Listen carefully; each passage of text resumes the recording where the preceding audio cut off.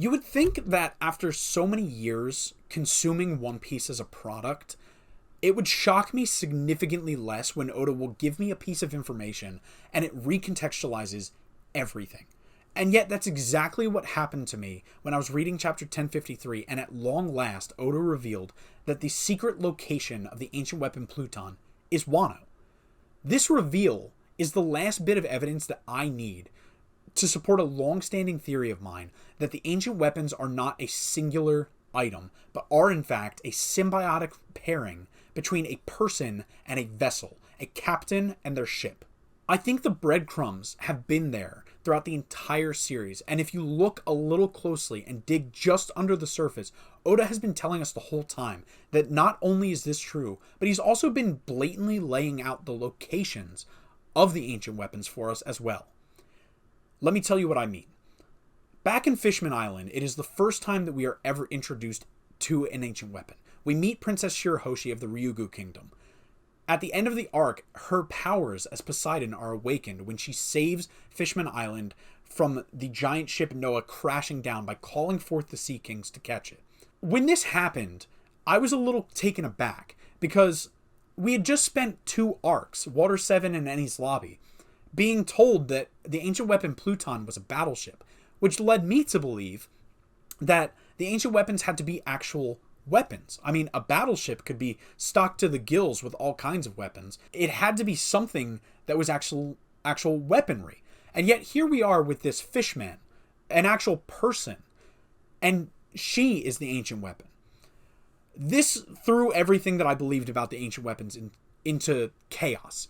So I went through the series a little closer, and I started thinking, well, hold on a second.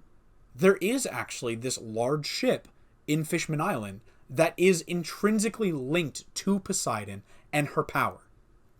That ship being, of course, the aforementioned Noah. Noah was built during the Void Century in order to immigrate the fishmen up to the surface, and Noah is specifically designed to be pulled by the Sea Kings with the use of Poseidon's power. So we have a person, and we have a ship that is linked to them. So I started looking through to see if there were any other instances in the series that would support maybe another person being an ancient weapon. And that brought me to Zou. During Zou, there are a lot of parallels between what's happening between Momo and Zunisha to what happened during the Fishman Island arc with Shirahoshi and the Sea Kings. During that arc, Shirahoshi and Luffy are the only people that are able to hear the voices of the Sea Kings, and yet Shirahoshi is the only one who's able to command them. Throughout the entirety of the Zou arc, we're kind of reiterated upon that Momo is uncomfortable being on Zou because he keeps hearing something. And eventually it's revealed to us that he's hearing the voice of Zunisha, and Luffy can hear it too. And yet, no matter what is happening, Zunisha doesn't move or doesn't do anything until Momonosuke gives the command. Just the same way that the Sea Kings did not go into action until they heard the call from their queen, Poseidon. So this lends some kind of credence to the fact that Momonosuke may be an ancient weapon. And now, with the reveal that Pluton is in Wano, it lends even more credibility because of that link. We have another possible ancient weapon candidate and the location of a ship that we know is the ship Pluton, the ancient weapon. Now, towards the end of the Wano arc, at the end of the raid, Momonosuke decides, I'm not going to open the borders of Wano. And when he tells Zunisha that he's going to keep the borders of Wano closed, Zunisha leaves, which implies that Zunisha is in some way instrumental to whatever opening Wano's borders will look like. It can basically be assumed at this point, with Pluton being confirmed as being hidden within Wano, that the reason that Wano's borders are closed anyway is because Pluton is there and they're hiding it away from the world. So why would Zunisha, who is able to be commanded in the same way as the Sea Kings are able to be commanded by Momonosuke, be needed to open up the borders of Wano?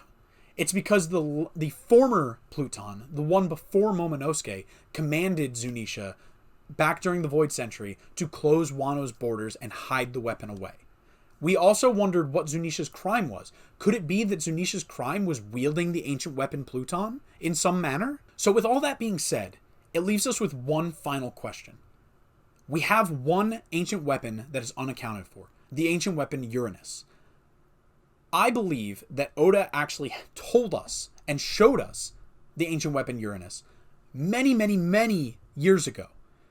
If we go back and we look at the arcs in which the ancient weapons have been mentioned, there are 5 arcs throughout the series that have had some kind of relationship to the ancient weapons. The first of which being Alabasta, which is the first time that we ever hear about Pluton. The second is Skypia, which is the first time that we ever hear about Poseidon. The third arc is Water 7, where it is confirmed to us that Pluton is a ship. The fourth arc is Fisherman Island, where we actually meet Poseidon. And now here we are with the fifth arc, Wano Country, where it is confirmed to us that Pluton is there. I was looking back trying to find out if there were any other big ships in the series that could possibly lend credence to this ship and captain theory. And I did come across one ship in the entire series that I believe is big enough to possibly warrant being the ship, Uranus. And that is in Skypia, Enel's Arc Maxim. And upon digging into this a little further, I realized there is a cover story that is constantly brought up by the community as having never had any kind of relevance in the story thus far. Enel's Great Space Operations. In that cover story, Enel goes up in the Arc Maxim to the moon, where he unearths an ancient civilization that shows that the Skypians, the Shandians, and the Birkins all came down from the moon. And there's a panel, which I will put up right here. And as you can see, Enel is looking at a hieroglyph in this panel. And in that hieroglyph, there is a ship that is floating above the water. I believe that the ancient weapon Uranus is on the moon. And I believe that the ancient weapons ships are a triad. We have Poseidon, the god of the sea in Greek mythology. We have an undersea ship. We have Pluton, the god of the underworld, a ancient destructive battleship. And we have Uranus, the god of the sky, a sky ship. We have one for under the water, one for on the water, one for above the water. So that answers the question of where Uranus's ship is, but that doesn't answer the question of who Uranus is. I believe that the cover story also answers that question, because I believe that the ancient weapon Uranus is going to be none other than Nefertari Vivi. Now, hold on, let me explain. Upon researching Enel's Great Space Operation to talk about this specific section, I came across something else that struck me as odd. In the pre-time skip era of One Piece, there is only 2 cover stories that have not circled around back in the story in any significant manner. The first of which is the Enel cover story, and the second of which is Gadatsu's accidental Blue Sea life. Don't you think that it is odd that we have 2 cover stories that have had no bearing on the story that revolve around characters that are intrinsically linked? I believe that it is odd, but I also believe that it's intentional, because in Gadatsu's accidental Blue Sea life, Gadatsu falls from Skypia and lands on an island where he meets a man who is digging to unearth a hot spring. While they're digging, some giant moles, called the Mole Kings, pop up out of the ground. Gadatsu beats them and puts the Mole Kings to work, helping them dig. The Mole Kings dig, and they dig so deep that they do actually end up unearthing a hot spring. And where is this hot spring located that they unearthed? Alabasta. I would like you now to cast your mind back to the Alabasta saga. Why is this significant when we're talking about the ancient weapons? Well, of course, it's because it's the first arc in the entire series that we ever hear about them. Crocodile's entire plan in Alabasta was revolving around the fact that he thought that Pluton was there. And there's a specific moment in that arc that I believe lends credence to my theory that Vivi is going to be Uranus. I think that Vivi, in the moment where she is calling out to the rebel army, to the royal army, trying to stop the fighting, in the moment in chapter 210 where she is trying, after Crocodile has been beaten, to stop everything, and her voice is crying out in vain, and all of a sudden the sky opens up and Alabasta is rained upon. For the first time in many, many years. The conflict is over because it rains. And there's a point towards the end of that saga where you see Smoker is on a ship that is used to launch dance powder up into the sky. And Hina is talking to him and says, did you do this? Did you make it rain? And he denies making it rain. Now, you can interpret that in any kind of way. You can interpret it that he's just lying because he doesn't want to take the credit. But I thoroughly believe that in that moment, Nefertari Vivi awakened her powers and called forth the rain. If this is true, that would make it so that our Straw Hat crew is not only allied with the Ryugu Kingdom, but also the ancient weapon Poseidon. Not only allied with Wano country, but also the ancient weapon Pluton. And not only allied with Alabasta, but with the ancient weapon Uranus.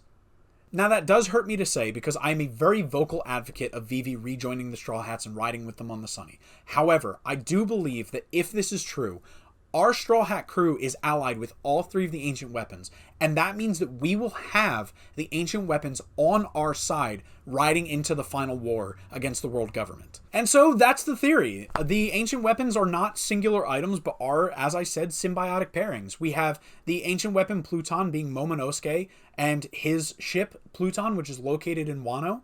We have the ancient weapons Poseidon, who is Shirahoshi, and the Noah ship, which is located in Fishman Island. And we have the ancient weapon Uranus, who I believe is going to be none other than Nefertari Vivi, and her vessel, her ship, is going to be located on the moon and probably will be in the possession of Enel when he comes back into the story. But let me know what you guys think about this theory. I have been sitting on this for such a long time. I think that there is a lot of evidence. I don't even know if I got all of the evidence. If you guys have any thoughts or anything to support or debunk my theory, please feel free to let me know in the comments. If you liked the video, give it a like, and if you want to see more from me, subscribe. We are in the end game of the series now, so this theory is going to be proved right or wrong, you know, sooner rather than later, and it's kind of crazy that we are all on this ride together. So until then, I will see you guys in the final war, and you all take care of yourselves. Bye-bye.